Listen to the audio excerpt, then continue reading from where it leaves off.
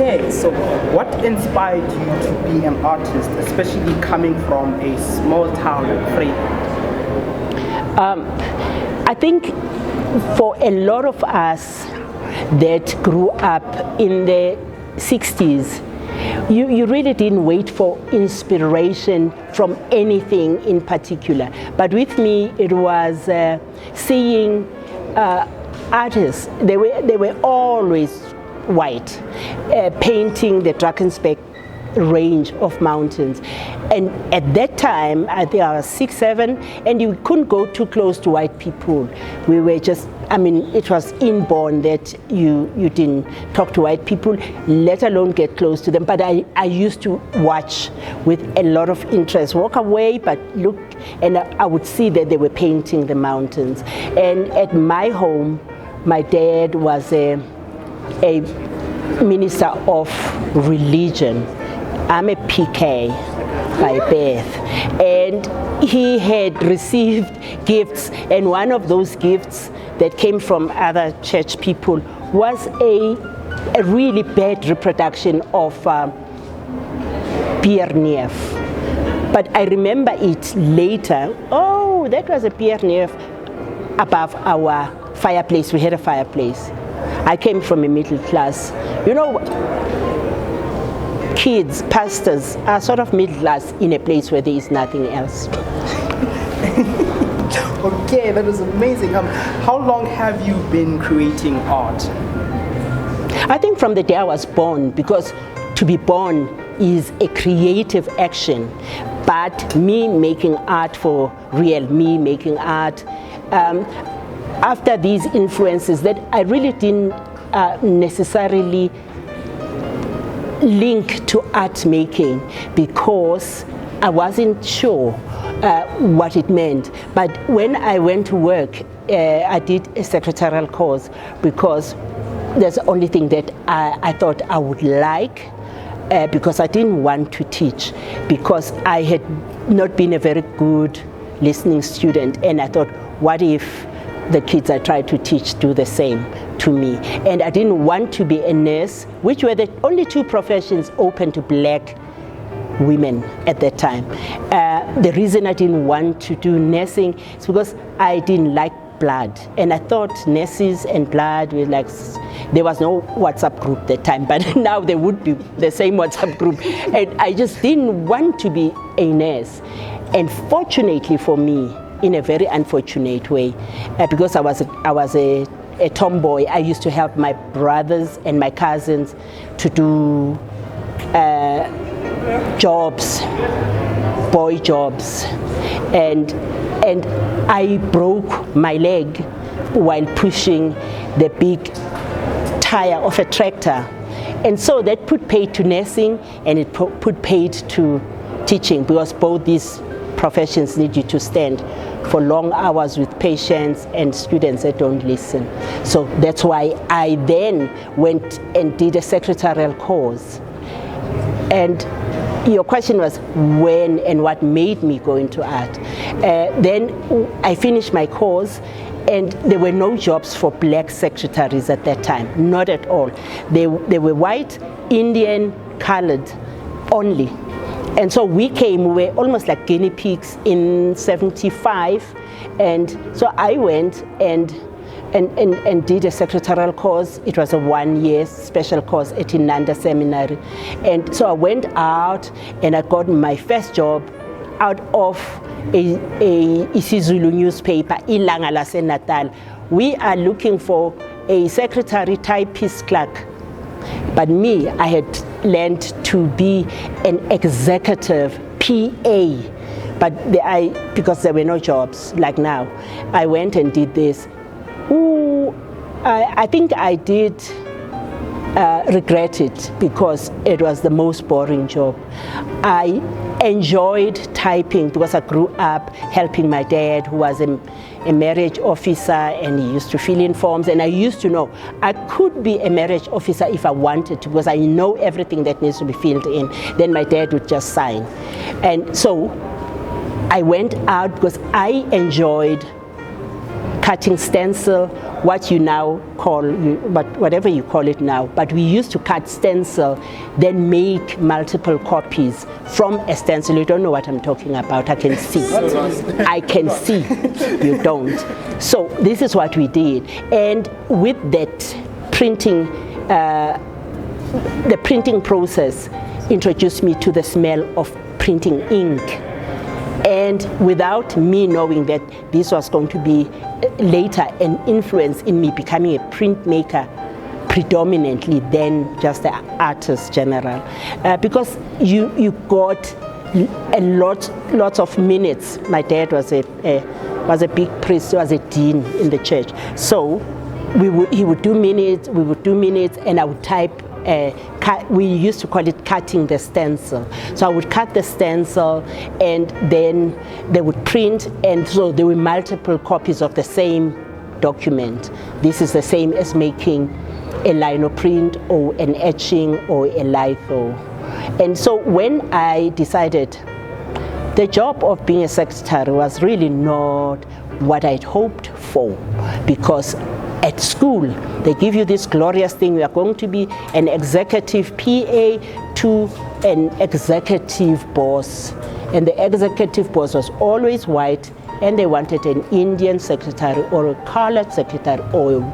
So I became a typist clerk. And it's very unfortunate that I had this typewriter. It was upgraded. We started off with a typewriter, Olivetti, that you had to push with your hand and go and follow it when it goes all the way and follow it. And so eventually they had a golf ball machine. So I would type on the golf ball. It made life so much better. But it was still a typewriter. And poor typewriters, I still hate them. Because they didn't make my life easy, so I didn't enjoy that.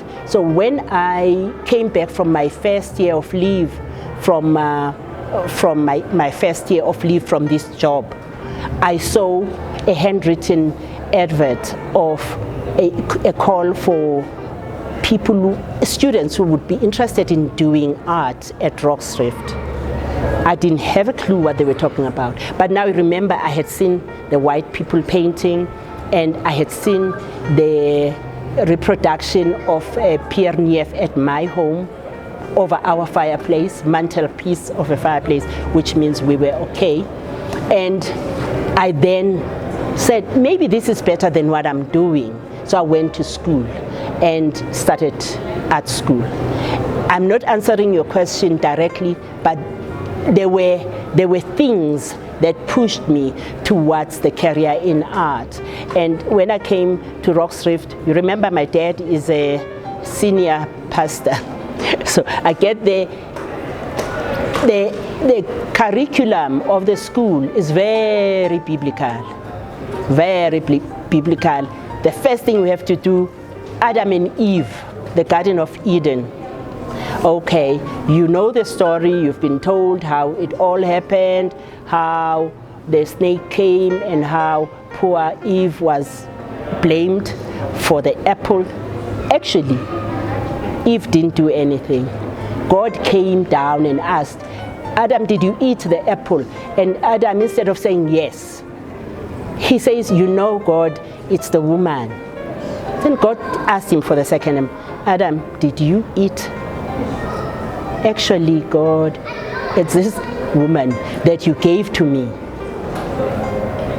And God didn't have any reason to ask Eve about the apple. So he just said, I'm going to ask you for the third and last time. This is God talking to a man. And the man says, but God, you know you gave me this woman. Manje, what do you want me to do? I ate because she gave me. God said, I didn't make her the way I made you. I made you and gave you instructions. Don't eat the fruit from that tree. Your wife has nothing to do with this. This is why I was still in this mess, I think, if you ask me. If the man had just said, God, ask you, I did. Me, I think we wouldn't be in this mess. Men don't like listening. I'm sorry, men around here. But you don't like to listen. God says, don't eat. And he says, did you eat? Mina, actually, you know, God, this woman that you gave to me. God says, I'm asking you, child, I made you a person. This woman is made out of your rib, ne? It's a rib. He says, but I didn't make her like I made you. I gave you my own breath. So I don't know what you're talking about. This is why I went to art school. It's a very long way of answering your question. Amazing. Okay, so how did your art portray your political opinion, especially with regards to apartheid and what was happening at that time? That's a tough one. When we were at school, we were given the biblical projects. So you had to do Adam and Eve. I remember I did my Adam and Eve in the grandest of ways with the parted hair, and my colleague, my student, he was a student, Sam Tlengetwa, he's got work in the show, and he says very quietly, you know, Bongi, you don't have to make them white because now with the hair, because me, I thought that Adam and Eve were white. Because maybe all of us think this way. We wouldn't be in this mess if they were black, I think. I'm sorry. Oh, I'm so sorry. I'm saying so many wrong things. But you are kids, again, you are growing up. So you will use your own discretion about what I'm saying. But that's what I thought when Sam said, but you don't really need to make them white. So after that, all my artworks were about black people. So around apartheid, using the biblical subjects, there is a work that I did when I was still at school about the Tower of Babel. I don't know how much you know about the Bible. The Tower of Babel was made by these many people who created this tower because they said, we want to see where God stays. So they built this tower, they built the tower, and God got very upset because they were trying now to reach out without dying to heaven. And so he confused them. I say he because this is what I've been told. I don't know, maybe God is a she. Maybe he is not. Nothing. I don't know. Yeah, but he then confused the people that were building this tower, and you know that it broke down and they started talking in different languages. So we would still be talking Swahili, all of us in the whole world, I think. I hope. So my Babel's Tower was not called the Babel's Tower. It was called the Rise of Power, talking about the African power.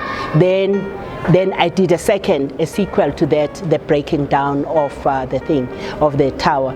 It's the destruction of power. And so while we're using biblical subjects, we really introduce the political connotations or things that were happening in the country. Many artists use that. There was a very general, and I think there is an artwork by Joe Ndlovu, gossipers. Almost all the artists that were at Rockstrift came from a township. I didn't come from a township. I came from a PK's house. We were all straight to the point.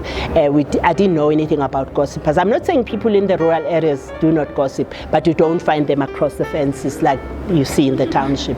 So I didn't do a subject called gossipers, but all the artists that came from the township, because we paint and reflect what we see as artists.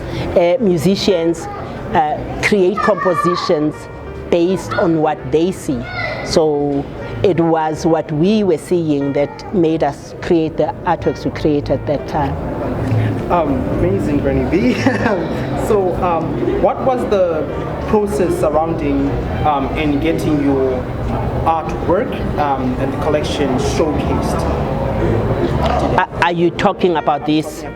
Oh, it's a long story. I'll make it short. I've been in the industry, I told you, more than 40 years, and in the process I have I don't know whether you say you build a name for yourself or you just find a niche that other people recognize. So when I came to Johannesburg by the passport of marriage, I met my husband at art school, and I then came to work in Joburg. Before I came to Joburg, the gentleman was running the FUBA Academy, Federated Union of Black Arts in Newtown, overhead from some art vine. We don't do grapevine, art vine, we don't drink wine. We use the art vine. So he had heard that I was coming up. Oh, I hear you are getting married to Pat.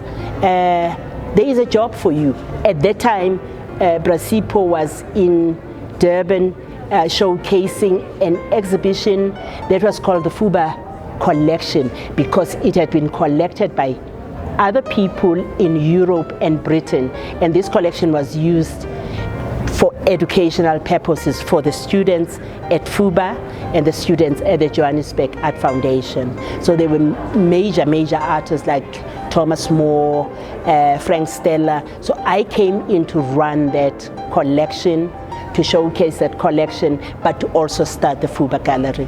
And so that's how I got involved with the arts in Johannesburg as a newbie in a township setting. Even a township setting, we were staying in Soweto, and I got to understand the politics of the time in a town setting. Less than 6 years after the Soweto student uprisings, because I came to Johannesburg in 1984. Okay, just our last question for you today. So sad. Are you satisfied about the attendance of this collection that has been named after you? Are you satisfied about today's attendance and how people can view this artwork that you have together? From the last night's opening, which was not for you, it was for VIPs. I was there as well. So were you here? No. Yeah. No, today is for the public. Yesterday was for the VIPs.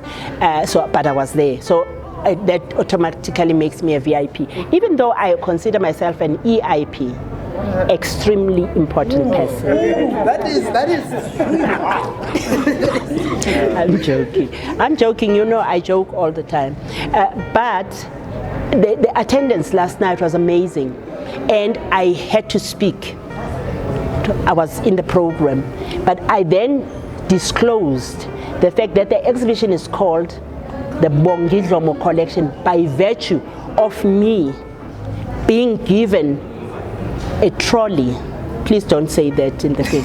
I was given a trolley and money to go and buy art by this philanthropist. I was humbled because I said, you know, I can collect many important artworks, but I need to know what the budget is. And they said, this is one project where you are not going to have to worry about the budget. And I did not. Somebody asked me, how much? I said, don't ask those questions from people who are well off.